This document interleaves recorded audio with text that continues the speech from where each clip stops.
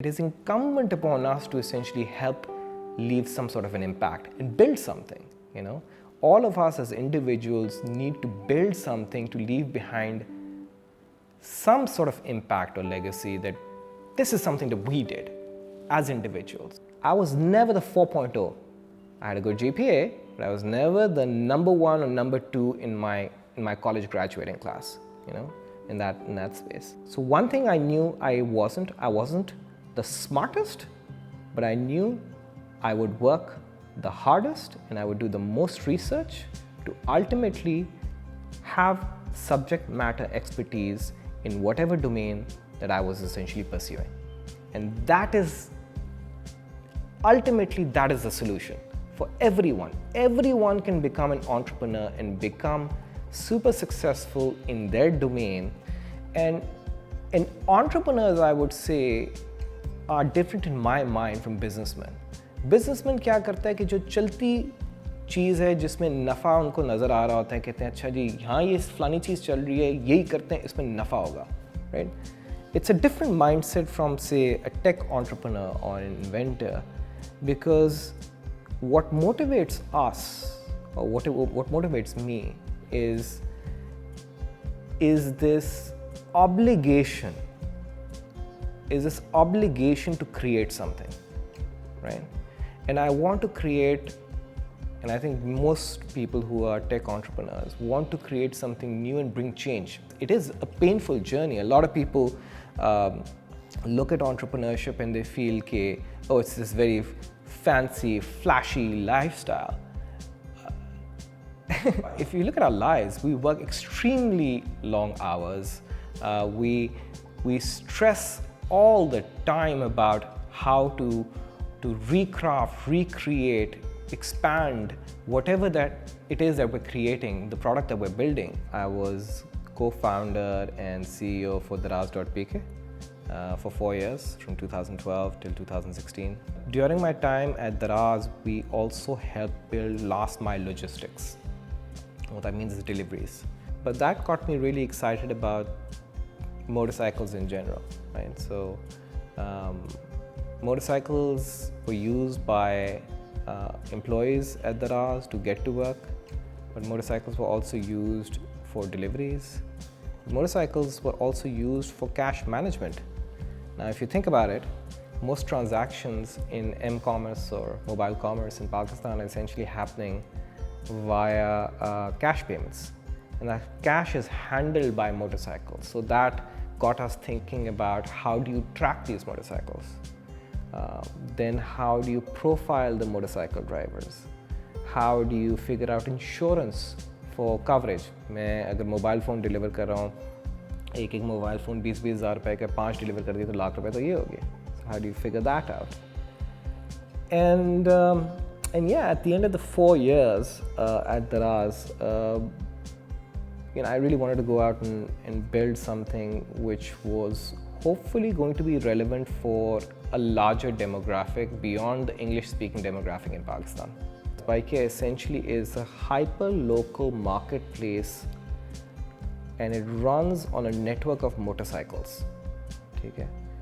And motorcycles is relevant for Pakistan because there are about 17 million motorcycles in the country. लेकिन एक average middle class, lower middle class की family के पास 2 ही assets हैं आज, या bike होगी और या smartphone होगा.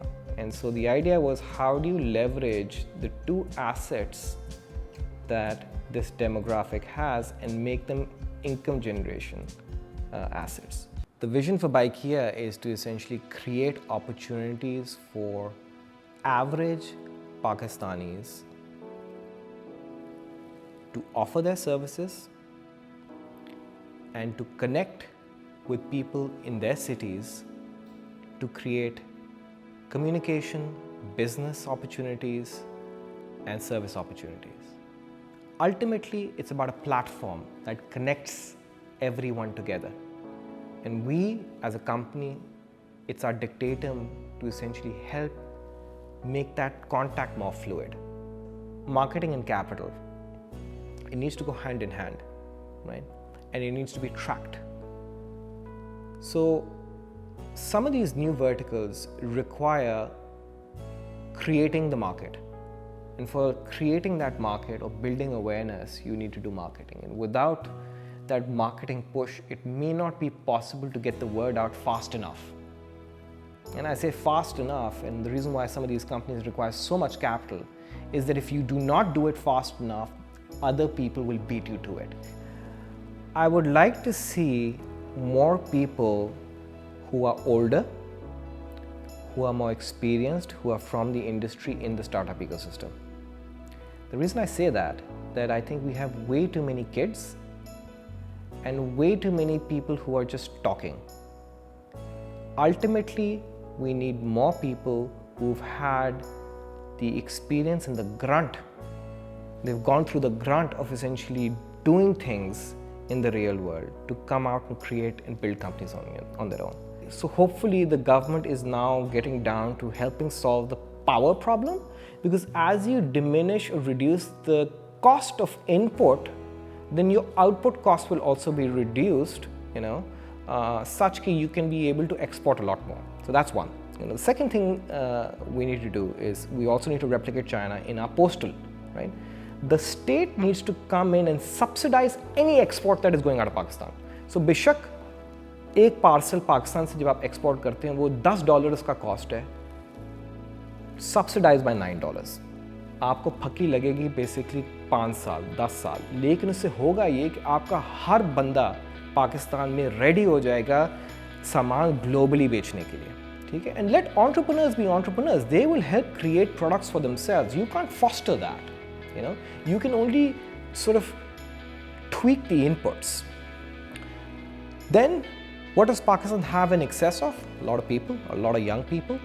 One of the advantages that we have relative to Asia is that we have a lot of English speaking people, and something that India has been successful at doing is essentially allowing this talent to export IT.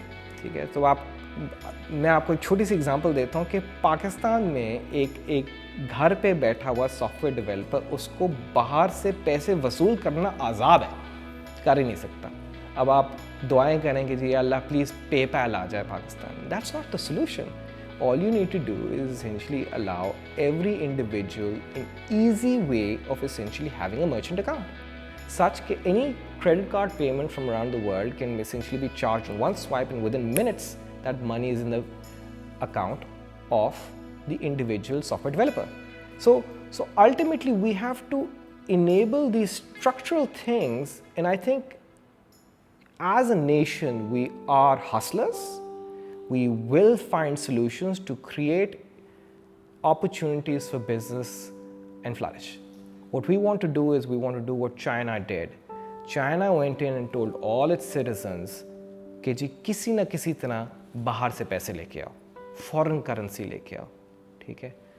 Thailand ने क्या किया? उन्होंने कहा जी हम export तो बहुत ज़्यादा चीज़ें नहीं कर सकते, लेकिन लोगों को बुला सकते हैं अपनी तरफ, उस तरफ फॉरेन करेंसी लेके आओ. Ultimately, the savior for this country is bringing in foreign currency. But at the backbone of it is the ability for more people in a household to do business.